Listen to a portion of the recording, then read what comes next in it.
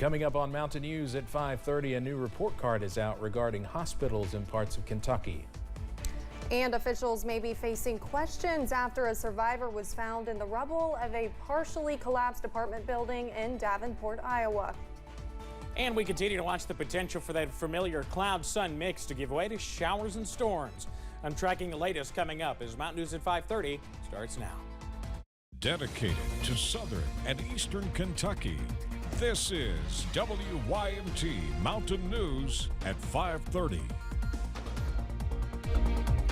Good evening, I'm Steve Hensley. And I'm Olivia Calfee. A new report graded Central Kentucky hospitals on safety. 5 received C's while only 2 received A's. Samantha Valentino is breaking down the report.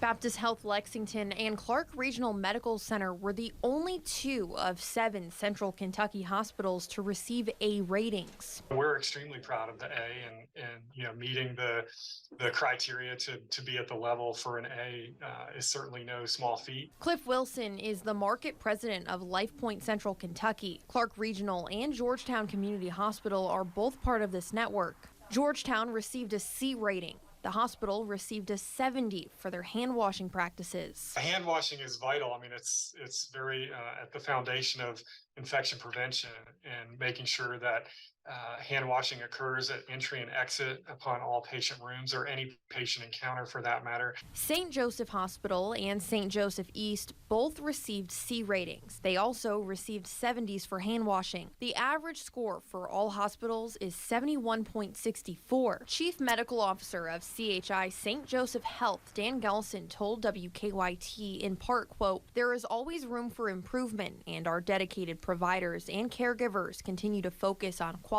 and safety for the patients we serve." Baptist Health Lexington received a 15 out of 100 for hand washing, the lowest score of any hospital. We asked Baptist Health about this score. They said in part, quote, "We require that all staff wash their hands before and after each patient encounter. We formally monitor compliance to this in all of our patient care areas to ensure that we control infection risk in our hospital environment." UK's Good Samaritan and Chandler hospitals received C ratings. A spokesperson for UK Healthcare told us in part, quote, "There is always room to improve, and we will continue to invest in efforts that improve the health and safety of our patients." In Lexington, Samantha Valentino, WKYT.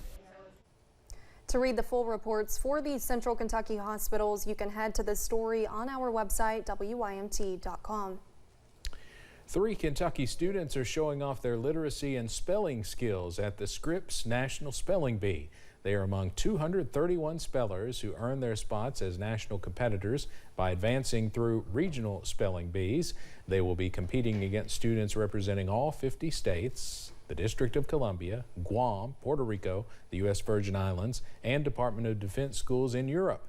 Spellers will also represent 3 countries outside the U.S., the Bahamas, Canada, and Ghana. Eliminated speller 5th grader Isabella Carver of Hanson Elementary in Hopkins County says the hardest part is getting on stage. The hardest part is probably gathering up the courage to get on stage. When you know the word, it's pretty easy to spell, but it takes a lot of courage to get up on stage and do something in front of so many people. Isabella and Ian Gibson of Bowling Green Junior High School were eliminated in round 1. 7th grader Noah Brumfield, also of Hanson Elementary, has moved on to round 2. Spellers will compete in 4 segments of competition to determine who will take home the Scripps Cup.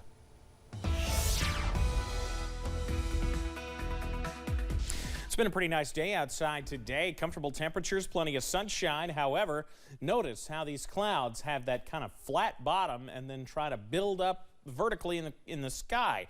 That's those showers trying to develop out there, and you see a few of them. The foreground in shadow here in Hazard, but the background still in sunshine. 81 here in Hazard. There you see a couple of pop-ups out there, perhaps what we were tracking in the Big Sandy earlier, long gone, but right now our heaviest storm not far from downtown Hyden. In fact, north of the city at this point, coming down 421, not toward the city of Hazard, no, and that's how one had that, if I can speak, that one's headed toward Manchester. Everything here's moving east to west out there. There's another look at that. That's actually headed toward Manchester, so if you know anyone headed that way, they're in for a downpour. Temperatures remain in the low to mid 80s. Look at Somerset now at 84.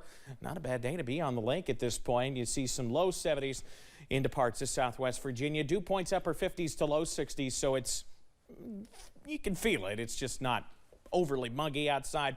Clearing out tonight as we fall down into the 60s, though more showers not far away. I'll have the very latest in just a few minutes. Guys? All right, thank you, Evan. There may still be people stuck at a site of a partial building collapse in Davenport, Iowa.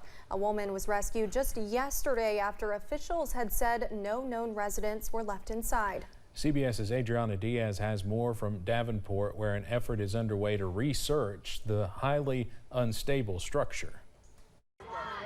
Search crews are back on site at a partially collapsed building in Davenport, Iowa. After stunning news, there may still be people inside. At this time, we have 5 individuals that are still unaccounted for. 2 of those we believe to be possibly still in the building. There she is. A crowd erupted in cheers Monday when a missing woman poked her head out of a 4th floor window about 24 hours after the collapse. That right there is an indicator that we need to go up there. Officials had previously declared there were no known residents in the wreckage, prompting protests over the city starting to plan a demolition. The family of one of the missing pleaded with demonstrators. Let the city do their job. Right now it is an absolute no-win situation, but this is the best plan of attack. Engineers warn the debris pile is actually holding up the remaining structure, and a full collapse is a question of when, not if. Be careful, because this building is going to collapse. This building is going to collapse at its own time. The mayor was asked how any survivors may have been missed. I don't know. Believe me, though, I want to know. He has promised a full investigation. Adriana Diaz, CBS News, Davenport, Iowa. Those in the area report disrepair and structural concerns like cracks in the facade or fallen bricks. There was some permitted work underway. Yesterday, several people were injured and a suspect opened fire at a South Florida beach. Surveillance video caught the moment the sound of gunfire sent young people running off the boardwalk and down busy streets. A police spokesperson says 9 people were injured in the incident and that some of the victims were children. The shooting happened along the Hollywood Oceanfront Boardwalk in Hollywood Beach, Florida. Police describe the person of interest as a black man with dreadlocks, last seen wearing a short sleeve shirt and camouflage shorts. Hollywood is about 20 miles north of Miami and is a popular tourist destination. Theranos founder Elizabeth Holmes has started to serve her 11-year prison sentence. Holmes arrived at the federal prison in Bryan, Texas this afternoon. It's about 100 miles from Houston, where she grew up. Holmes dropped out of Stanford University at 19 to focus on her startup blood testing company, Theranos. She raised $945 million from investors, but the company failed in 2018. Holmes is still appealing her fraud conviction. The prime suspect in the 2005 disappearance of Alabama teenager Natalee Holloway is set to be extradited to the U.S. Joran Vandersloot is currently serving 28 years in a Peruvian prison for the murder of 21-year-old Stephanie Flores. Officials in Peru say he is coming to the U.S. to face extortion and fraud charges in connection with an alleged plot to extort Holloway's family after her disappearance. Meanwhile, Vandersloot is also recovering from a beating in prison. His attorney says he does not believe the attack was related to the upcoming extradition. Both the White House and congressional leaders are rallying support for the compromise debt ceiling deal struck last weekend. But opposition to the bill on the edges of both parties means it will need bipartisan support from Republican and Democratic moderates to get it through the House. CBS's Skylar Henry has more from Capitol Hill. Last month, the debt ceiling compromise faces its first hurdle as the House Rules Committee debates how to advance the legislation. Folks, if we can stop it there, I will stop it. The bill, called the Fiscal Responsibility Act, would raise the debt ceiling for 2 years. In exchange, federal spending would remain flat. Unused COVID relief money would be reclaimed, and there would be cuts to the IRS and new work requirements for some people on food assistance programs. It needs buy-in from members of both parties, but won't get any support from the conservative House Freedom Caucus. This group will oppose it.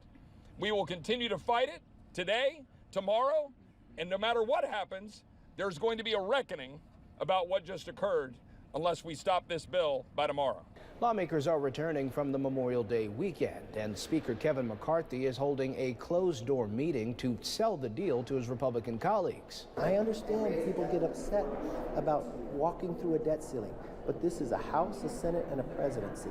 I think when you read the Wall Street Journal, you read the New York Post, you sit back and listen to a lot of economists, they'll say this is the strongest debt ceiling we ever had. Plenty of Democrats also say they're not happy with this deal, but Democratic leaders pledged there will be enough votes to get the bill passed. My expectation that House Republicans will keep their commitment to produce at least 2/3 of their conference, which is approximately 150 votes. Democrats are committed to making sure that we do our part and avoid a default. White House negotiators will brief House Democrats Wednesday morning ahead of the floor vote expected that evening. Skyler Henry, CBS News, Capitol Hill. The final vote on the debt deal is expected tomorrow evening sometime around 8 p.m. But there are dozens of amendments already being proposed, which will make for a long night of voting. Coming up on Mountain News at 5:30, it's no secret college tuition is expensive, with some high school graduates taking on more than $35,000 in debt. How to help your teen understand what it means to borrow money. Plus, summertime showers and storms creep into the forecast this week. Breaking down the very latest after this. WYMT News app offers alerts on breaking stories as they happen. Custom